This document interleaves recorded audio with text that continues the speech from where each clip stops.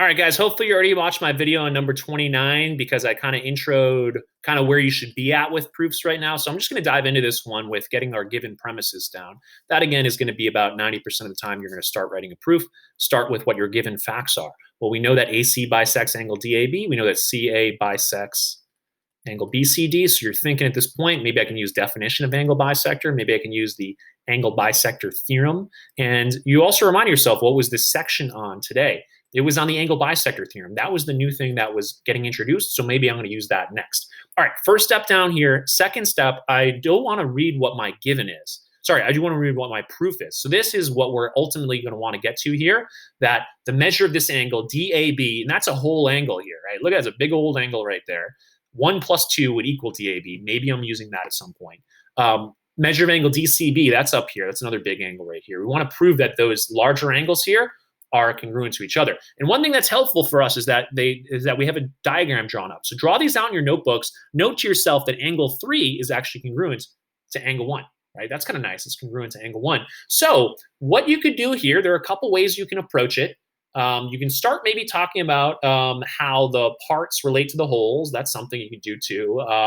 But you can also save yourself some time actually here. Check this one out. This one actually a pretty quick proof that I think you guys struggle with a little bit here. So my question, my step 2 in this situation, and I haven't gotten all my tips yet. I got plenty of tips. I could write a book on where I'm writing proofs.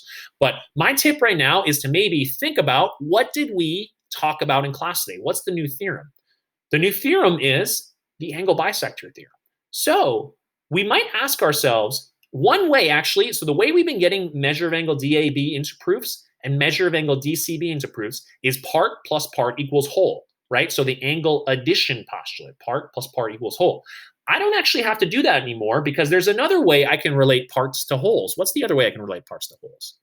Well, the angle bisector theorem. So I can actually get measure of angle DAB into a proof by relating it to one of its parts here. How does measure of angle DAB relate to the measure of angle 1? And the measure of angle 1 we've mentioned in the proof earlier. That's why I'm choosing measure of angle 1. Well, what would I have to do to measure of angle DAB, right? So yeah, measure of angle DAB is twice as large as measure of angle 1. So here, I could make this as my next statement right here. If we have, because this is a bisector, notice here, AC bisects angle DAB. So if AC, the ray AC bisects angle DAB, then we can make the conclusion that one of the parts of the angles, one of the congruent angles that got created right here, would be half as large as the whole angle, right there. So that is the angle bisector theorem. I think this one is harder than number 29. So just a reminder, probably watch number 29 first. And then this is going to look very, very similar to it, except we have that half angle. Okay, so we can talk about maybe why that was important a little bit later. I'm going to do measure of angle 3 now equals 1/2 measure of angle. What are we trying to get into the proof? We're trying to get measure of angle DCB into the proof. That's also angle bisector theorem. We go part to whole. The whole is half as large as the part, right? Because it's a bisector. We get an angle bisector there. These two things are equal. This is 1 times 2 equals this, or this is this times a half equals that. And we're good to go.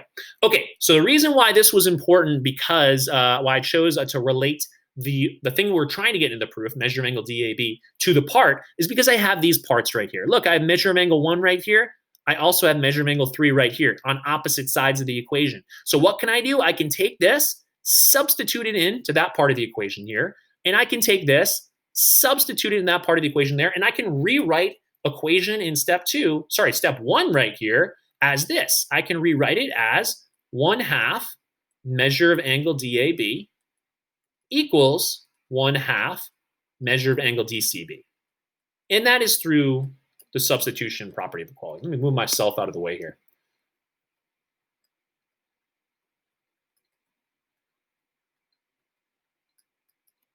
Step 4, we're getting pretty darn close to finishing the proof. Remember, we had to get to this here. Measure of angle DAB equals measure of angle DCB. So if the two parts are equal with the bisected angles right here, then the two wholes are going to be equal, right? Makes logical sense here, but now we're actually writing a proof so that nobody can argue with us here. So what are we going to have to do to both sides? So when you're changing an equation by doing something to both sides of the equal sign, that's something that equality lets you do. It's a legal move. And so this is a property of equality here. So what we're doing is we're multiplying both sides by 2.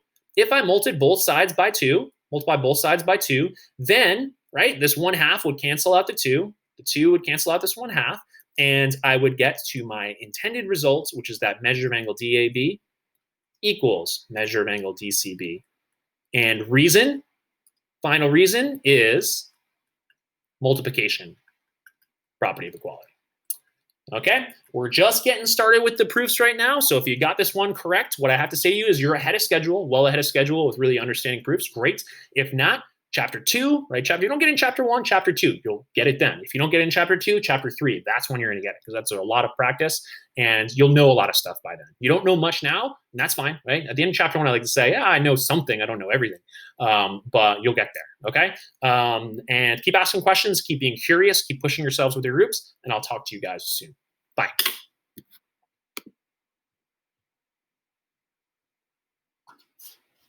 Hold on.